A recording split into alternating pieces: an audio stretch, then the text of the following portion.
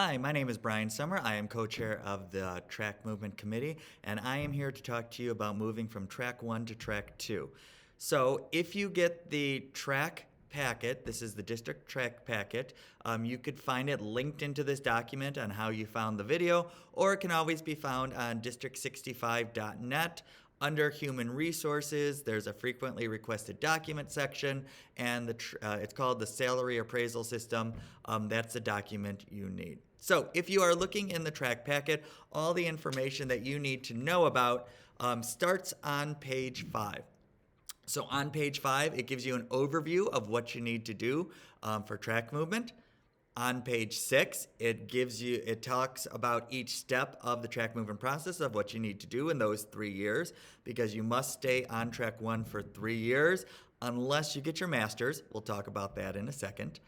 The application to apply for track movement is found on pages 21 and 22 of the track packet. And then if you are taking classes and you want to get tuition reimbursement for those classes, the tuition reimbursement forms to get those classes pre-approved are on pages 26 and 27. 25 and 26. And then the tuition reimbursement form is on page 28. And then there's a special form on page 27 if you get your master. So I'll talk about all of that in this video. So welcome to District 65. So glad you're here. So our track movement system is a little bit different than every other track movement system. It's based on activities with the district, not necessarily graduate hours. So if you're looking on page 5, the overview section, or if you're looking on page 6, the requirements kind of a little bit in more detail, the first thing it talks about is you must be on a track for 3 years. So that's 3 full school years. So at the end of the 3rd year, so June of the 3rd year, is when you're going to apply for track movement. And we'll talk about that in a little bit. But you have to be on the track for 3 years. So in order to move to track 2, you do not need any education beyond your bachelor's degree. Start thinking about getting your master's degree, but you don't need any other classes besides your bachelor's degree. Your ratings are not part of track. They used to be, so don't worry about that. So your requirements really are that you are on track 1 for 3 years. And you need to do some participation in the district that is non-contractual. There are 2 ways you can do it. So you could do it by doing some community service hours at your school. So the first year, you would do 2 hours of service at your school. That could be being on a committee. It could be helping out at sports games, helping out at school events. If your school has a family fun night, it could be curriculum night, because technically that is not mandatory. So you have to get 2 hours of activity that you do. And then on the application, on pages 21 and 22, it has a spot for you to log what you did for your community service.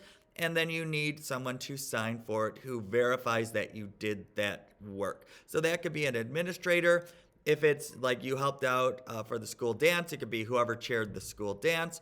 If you're helping out at a sports event, it's whoever's in charge of that sports event. Just have them sign it. So the first year would be 2 hours of community service or being on a committee, a school committee. Social committee does not count. So being on a school committee, such as School Improvement Committee, being on an MTSS committee, being on CAC, anything like that. The second year, you could either, again, hop on a committee, or you have to do 4 hours of community service volunteer hours at your school. And then the third year is either being on a committee or doing 6 hours of community service time at your school. Now, if you did 2 hours of community service the first year and you want to then do committee work for the last 2 years, that is perfectly fine. If you're on one committee 1 year and you want to be on a different committee the next year, that is perfectly fine. So it's really community service, 2 hours, then 4 hours, then 6 hours, or committee work, one committee for each of those 3 years.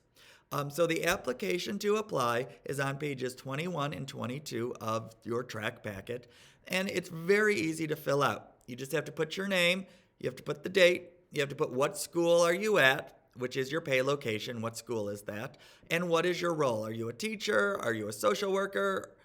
So you have to tell us what your role is. And then it tells us, let me quickly look at it. It says, are you applying for track 1 to 2 or 2 to 3? Because it's the same application. And then it asks you what your degree is. So if you have a bachelor's or more, then you fill that out. On the second page of the application is where you would log your community service or log that you have been on a committee. There's an example there, such as the school year 2026, school improvement team, and then we see our administrator who signed for it. Now, very important, you must get your signatures at the end of each year. So if you do your work in the 24-25 school year, you need to get it signed at the end of the 24-25 school year. Now, if you're on leave at the end of the year, you can get it signed in the fall, but you should be getting it signed at the end of each year.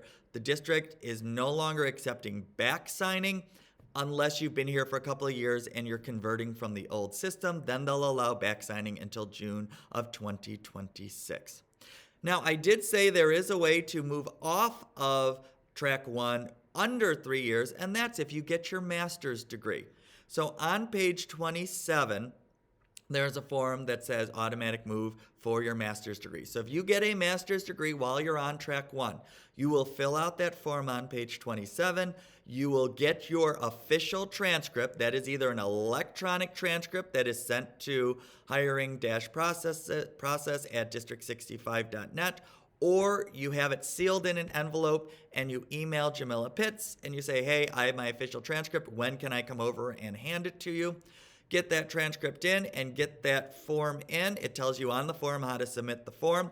And then you will automatically move to track 2 at the beginning of the next trimester.